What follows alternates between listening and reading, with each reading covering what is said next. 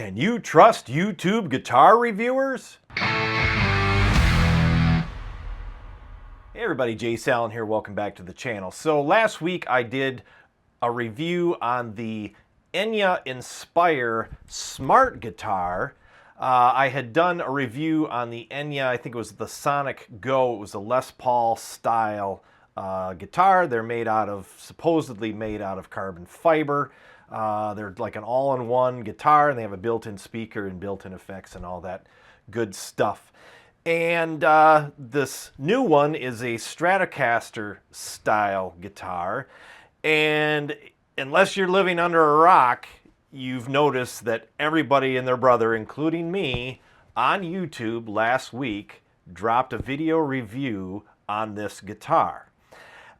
So I wanted to do a quick video about this because I think that the folks at Enya may have made a little bit of an error, and I think a lot of gear reviews, this happens. Somebody had posted in my comments about seeing everybody dropping this video at the same time, and so they kind of felt like it was disingenuous that these reviews, because they were all coming out at the same time, weren't maybe as honest as they could be, because it felt a little fabricated to the viewer, to the commenter. And so after seeing all these videos coming out, I'm a free Patreon member to Phil McKnight's Patreon channel. And so I get his emails notification when he posts a new comment or a video or something. And so he posted a picture of this guitar. Actually, I think it was the listing from Amazon. And he said, "What am I missing? When I see this guitar, I see plastic guitar with low quality speaker built in and an app for $600. Yet this guitar comes in my feed every day with a YouTube channel saying it is amazing. I am suspicious because they will pay big bucks to do a video. Love your thoughts and feedback, especially if you got one and liked it." So that kind of got me thinking about sponsorships and taking sponsorships, and whether or not we as guitar reviewers are maybe doing you guys a disservice by taking sponsorships, and how like these massive drops of content like all at the same time really maybe does the brand more harm than good. So it comes down to being able to trust reviewers, and there's a ton of videos about about that very thing, and most of them are from other guitar YouTube channels. So exciting. It was such a rush. Rob Chapman did a video that I saw recently about it, and then Henning over there at HP42 also did a video about being able to trust reviewers, and that's just sort of the tip of the iceberg as far as guitar reviewers talking about whether or not you can trust what we're saying and try to convince people that we are indeed trustworthy, even though we're being paid, some of us not being paid, but being paid in product, whether or not we can be trusted. So let me just give you my thoughts on this whole thing with the Enya Inspire guitar and reviews, and about whether I'm even going to bother with sponsored reviews anymore. So basically what happened in the beginning was Enya sent me an email on this, the Les Paul style guitar, the Go Sonic or whatever it was called, and they said, "Hey, do you want to review this guitar? We'll send you this guitar for free in exchange for a review."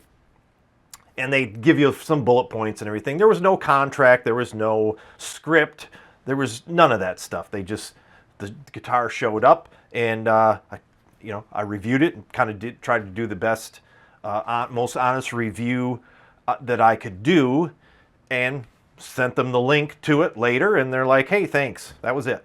That was literally the deal right there. And they came up with some quotes that they would, that they were suggesting that you say, like, since I got this guitar, I can't put it down. Why did I choose this guitar? Things like that.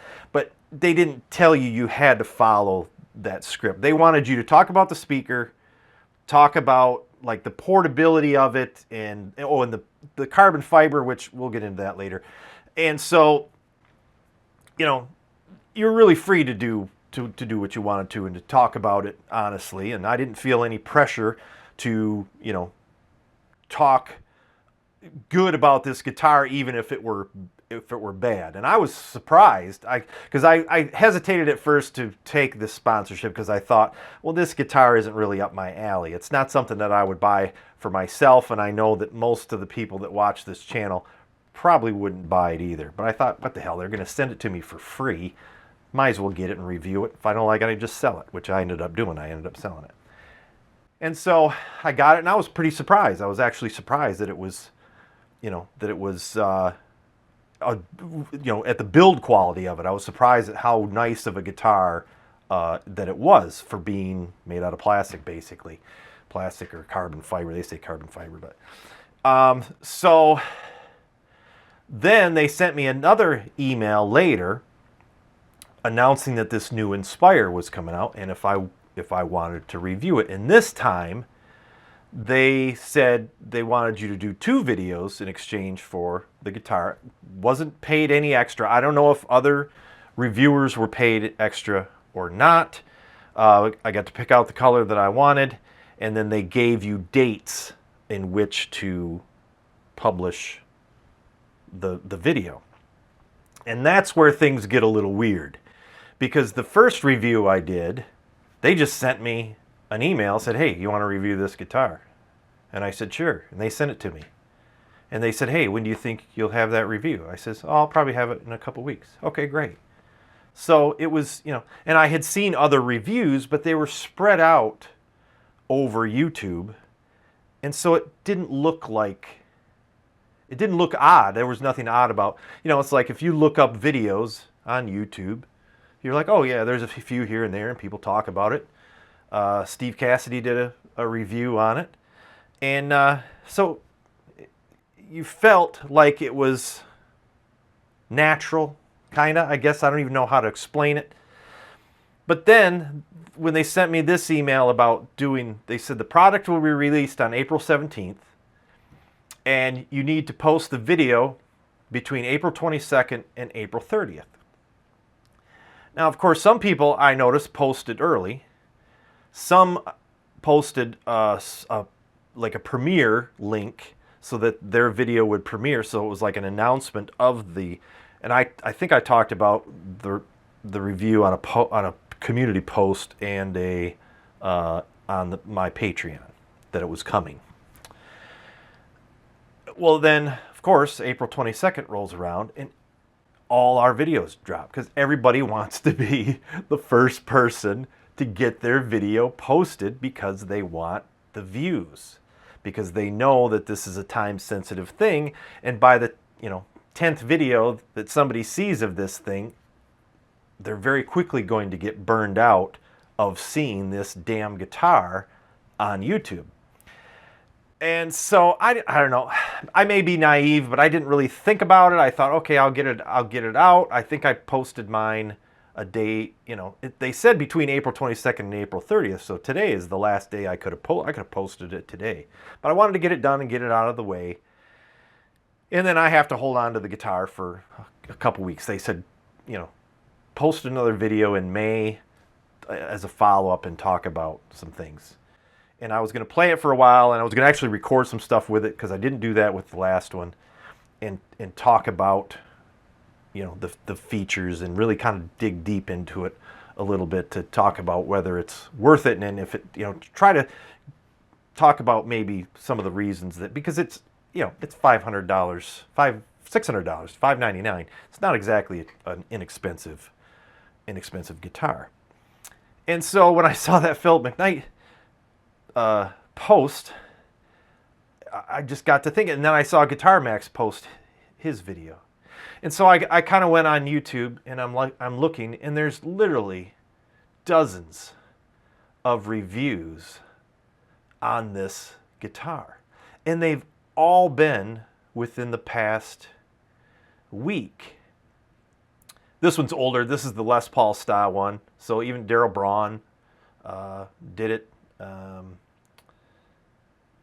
I think Guitar Max did his.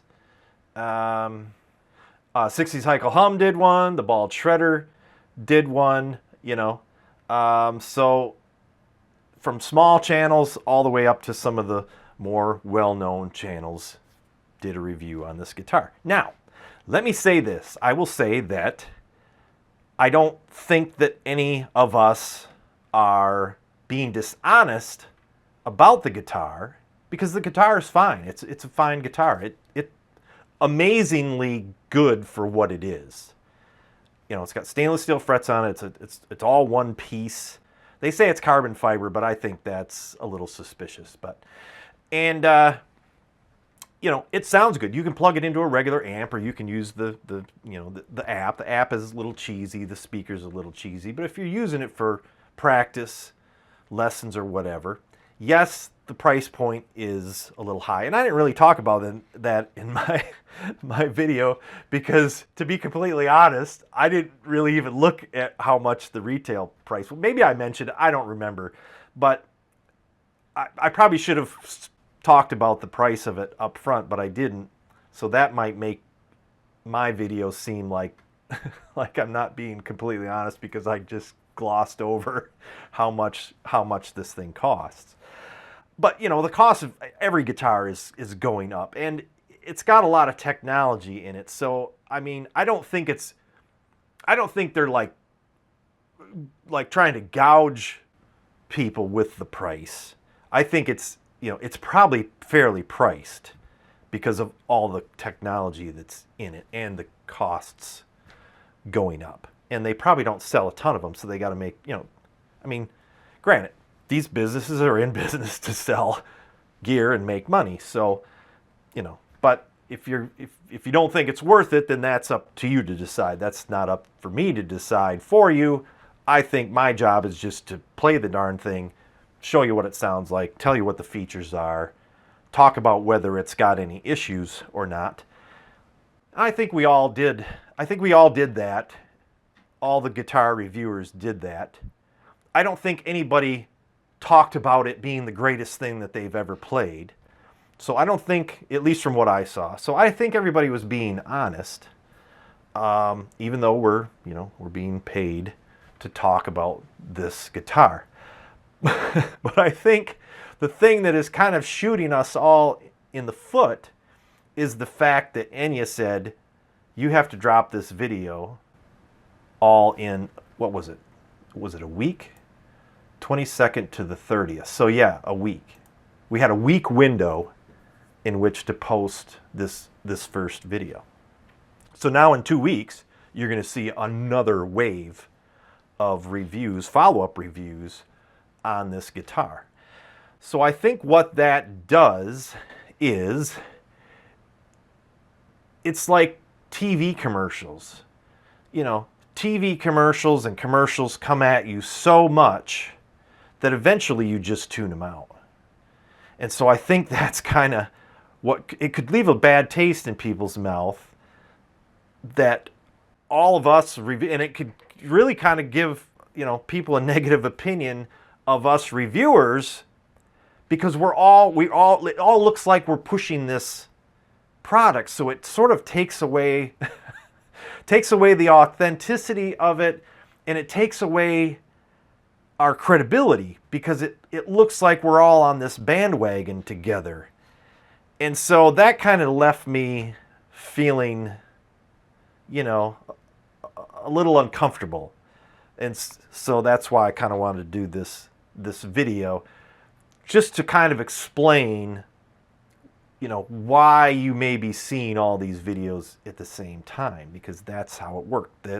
That product was released on the 17th. I saw it on Amazon.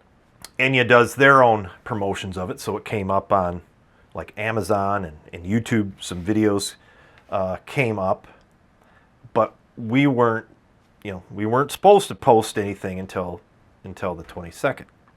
And so then it was a mad dash because of the way YouTube works, and it kind of has opened my eyes up a little bit to how, especially for the people that are doing this for a living.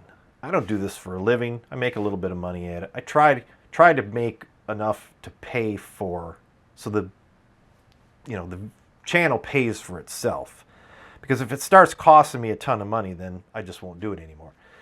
But the folks that are doing this for a living, YouTube is such that when you post a video, 4 or 5 days is about the longevity, the lifespan of a video before the views start to drop. So you have to constantly keep posting content, and and the amount of money that you make from just ad revenue isn't enough to live off of unless you're a huge channel. And that's why most reviewers also do, product sponsorships, and they do, lessons, and they do, they merch and all that other stuff. And Patreon, I'm trying to do the Patreon thing. I thought it would be a good place for everybody to kind of gather in one spot so that we can have discussions about things and to try to get ideas for content. I don't know, that's not really going as well as I thought. So the future of that is questionable. But, I think I'm at a crossroads where I need to decide, what I want to do with the channel. And I think, judging from the last several videos that I did that haven't done great, I mean, I don't even think the review of this guitar has done real good on my channel. Yeah, the Enya guitar is 568 views. I consider any video that's less than 1,000 to kind of be a flop.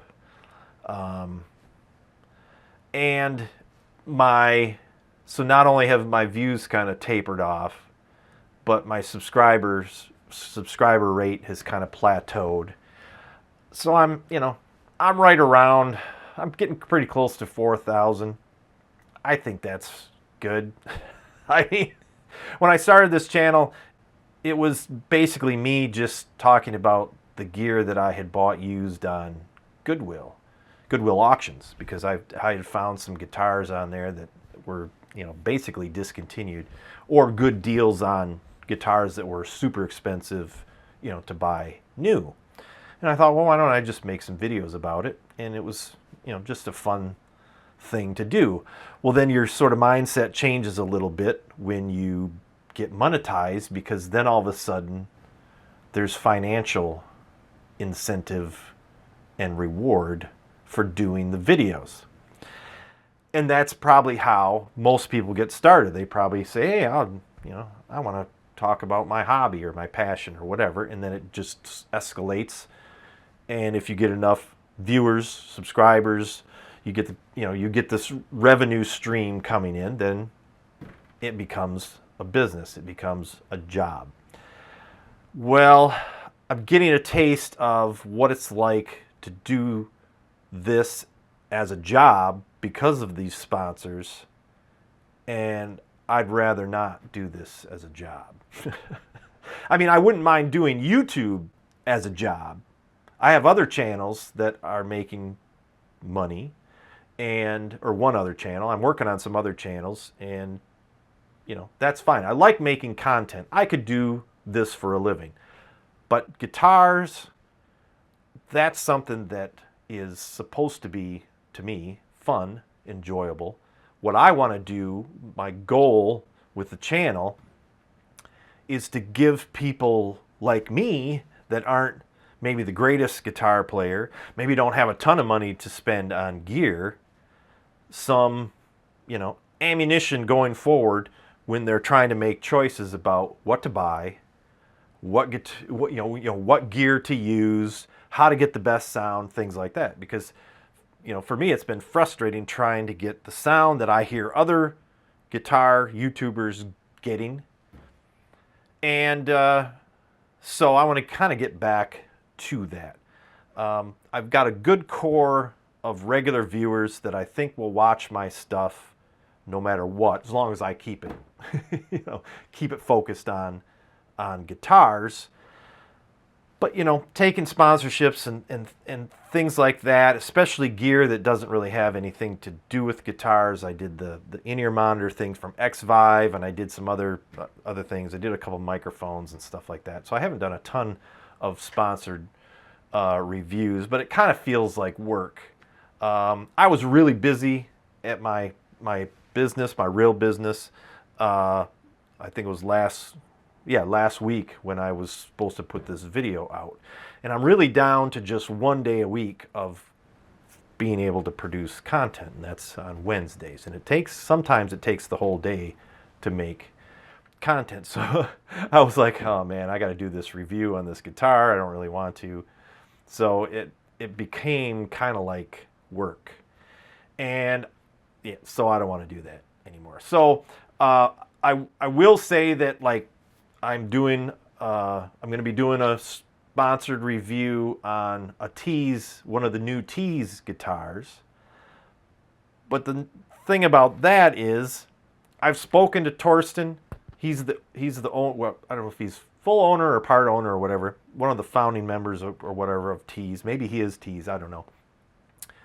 And he asked me if I'd review one of these, and I'm like, yeah, why not? Because, you know, he's a local guy. He's in the U.S. I think he's in New York.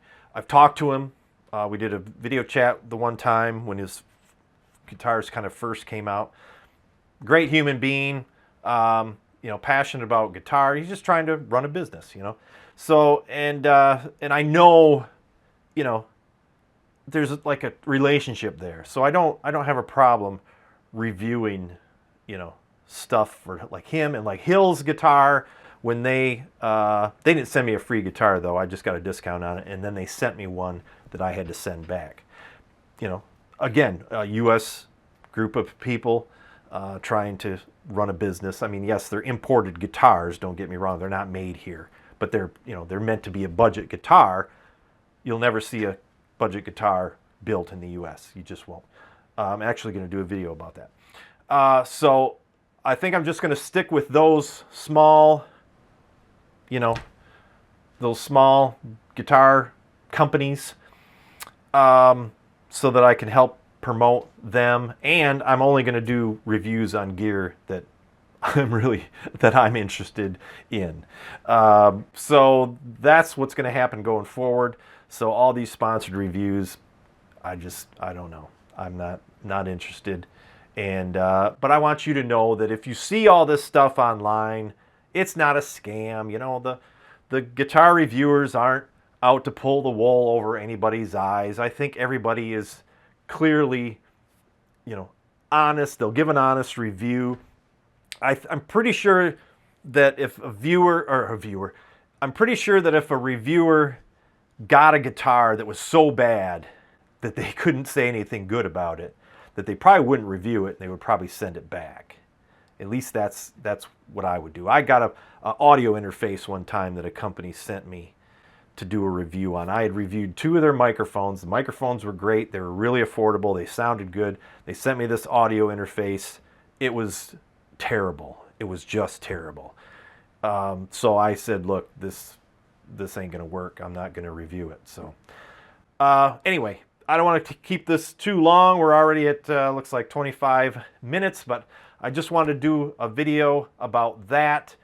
I do have a Tees Stratocaster style guitar coming. Torsten said that that's coming. I am going to do some more giveaways because I've got that Donner Q1 that I'd like to give away. Maybe the Tees Telecaster and what's the other one? Oh, the Area Pro 2, and then I've got that acoustic guitar from Van Gogh that I got. It's just all laminate, but it's a great guitar for like a beginner or whatever. I think I'm going to give that away too. So we'll do a couple giveaways. We're going to have probably one giveaway that is strictly for the paid Patreon members, just because I want to give them something in return for their support of the channel.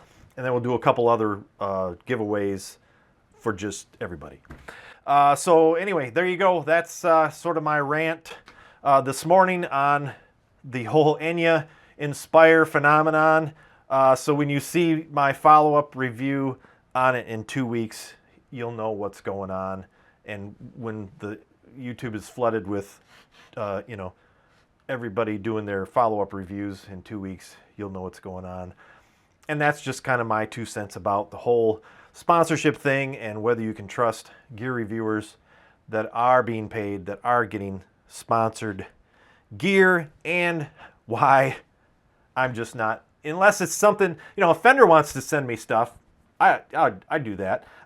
Same with Gibson or, a bigger guitar company. But all the little stuff like Geiger, I did the review on their parts. Not saying their parts aren't good. Parts are great, but that video just didn't do well. And it's not something, I don't know, I just feel weird about all of a sudden I'm doing this video about these parts. Like if somebody sent me a pedal, I'd be like, all right, I got this pedal. Why do I have this pedal? So I really don't want to review stuff that I'm not interested in using myself. To me, that doesn't make any sense because that's like, I don't know, it's kind of loses its mojo if it's, something that I wouldn't, if I saw, because like I'm thinking about buying this Headrush pedal. It's a Headrush, I think it's the Core, because it's got a microphone input, so you can do vocal effects. To me, that's cool because I could use that for solo shows or whatever. And so I think I'm going to get one of those, and I'll probably review it. I'm going to talk about this amp that I got, and I've got it because I'm using it. So I think that's kind of what I'm going to stick with, is just talking about stuff that I buy for my own use or something I'm curious about, something, hey, I wonder what that would sound like. And that's where a lot of the guitar reviews come from is, I see it, like when I did the review on the Squier Debut, I just had to try one of those things because they were so cheap. And they were, they're a Squier, and it's like, I got to check this thing out. And so that's kind of where I want to take the channel. I want the channel to sort of, like, if everybody and their brother is doing a review on the Enya guitar, then I want to get one too and try it out for myself. But I don't necessarily want to be sponsored. I want to have the freedom to talk about it the way I want to talk about it, post when I want to post about it, and, and all that.